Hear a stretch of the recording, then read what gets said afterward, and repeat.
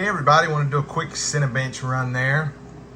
Y'all see kind of how the multi-threaded performance is on a CPU that was manufactured in 2017.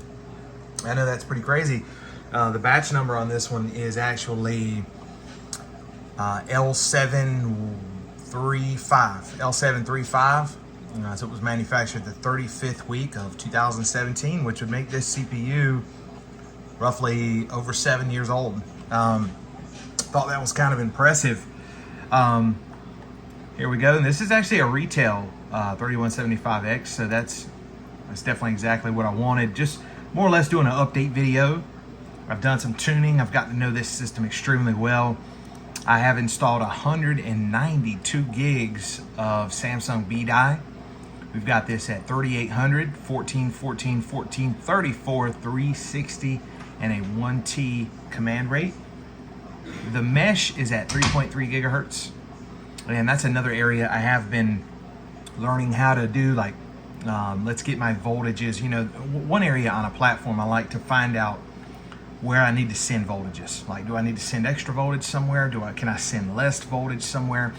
So I've been trying to find out how low I can go on the voltage, and I have determined that for 3.3 gigahertz, 3.2 gigahertz on the mesh, I can actually run 1.125 volt to the actual V mesh. So I'm running 3.3 now with 1.2 volts, and I'm gonna drop that down to 1.175 and see if I can still maintain that stability.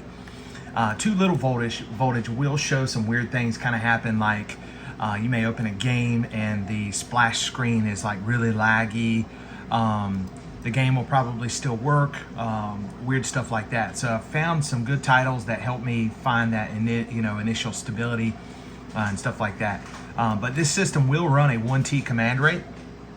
So I was kind of surprised by that. I heard some people say only the EVGA SR3 Dark can run a 1T command rate. This thing has no problem doing that whatsoever. I've got all of the DIMM slots filled on this system. So we have our 192 gigs. All of the RAM is a matching G.Skill Aries DDR4 3200, 14, 14, 14, 34. That's its XMP profile. And with this being Samsung B-Die, it overclocks and scales extremely well with voltage. Not only does the frequency scale, but the timings can be tightened drastically to help improve performance. I would want no RAM any different than this inside the system.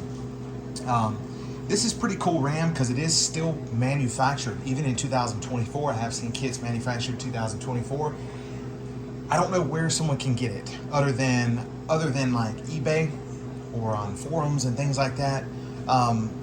This stuff is like, I guess it's manufactured for OEM systems. I know, 12, 13, 14th gen are still sold, and those platforms can run DDR4. So I'm assuming this is made for system builders because this is G.Skill Aries Samsung B-Die, and it's modern production, and they have production in 2024 of this stuff. One of the coolest features about this RAM is there is no RGB lighting, and it's just all black. It's also very low profile. So you got a little blue label there. We can just barely see it.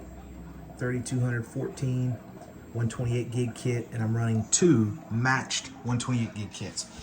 These RAM sets are only a month apart, and the serial numbers are only like 190 apart, so they're extremely close. Both A2 had no problems running these.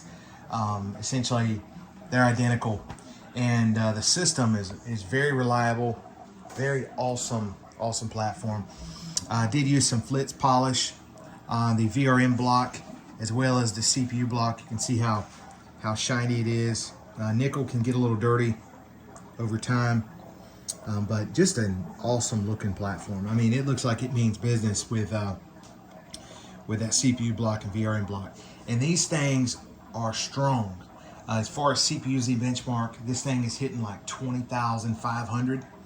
4.7 with a 3.3 gigahertz mesh on it. Memory bandwidth. Another area I wanted to kind of talk about is very, very good on these platforms as well. We'll see what it looks like with ASUS 64 here. I've been using this platform for work every day now, and it runs extremely well. Very smooth platform. Having so many actual cores available on a monolithic, just a big monolithic die is very smooth. Good latency, good memory bandwidth. We can see here we're hitting 157.5 gigabytes of memory bandwidth at just, DDR4 3800. Let's check the latency.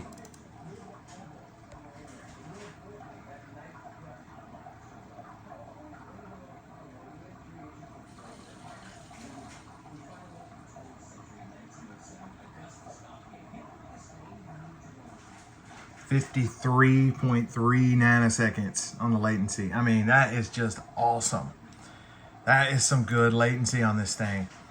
Anyways, I hope y'all enjoyed this video. This has been the 3175X Xeon in the Dominus Extreme RTX 4090. Really just a cool system. A lot of nostalgia, coming out of this build, and it's still just a beast today. Has no problem driving this 4090 to 99% GPU usage, and just the performance out of this thing right now in 2024 is just awesome. Very awesome system. If you have any comments, hey, please post a comment below. If you have any questions, I can share where you can get this RAM from for a really good deal. Complete total for the 192 gigs with taxes, shipping, all that was about 567, 570 range.